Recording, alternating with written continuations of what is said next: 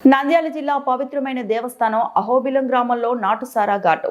నంద్యాల జిల్లా ఆళ్లగడ్డ స్థానిక ఎక్సైజ్ శాఖ నిర్లక్ష్యంతో పరమ పవిత్రమైన దేవస్థానం అహోబిలం గ్రామంలో నాటుసారా సరఫరాపై నంద్యాల ఎక్సైజ్ సూపరింటెండెంట్ రవి ఆదేశాలతో ఈఎస్టీఎఫ్ టీం రంగంలోకి దిగి ఒకే ఇంట్లో బండ కింద ఉన్న 60 లీటర్ల నాటుసారా స్వాధీనం చేసుకుని కేసు నమోదు చేశారు. స్థానిక ఎక్సైజ్ శాఖ అధికారులపై ప్రజల్లో విమర్శలు వెలువెత్తాయి.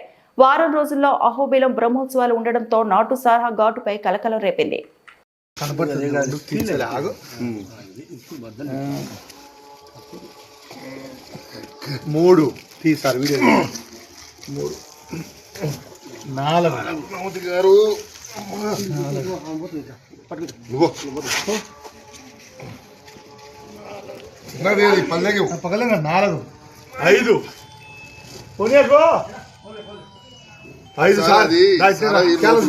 సార్ లోపల సారాయి 5 ప్యాకెట్ పెట్టినది తింది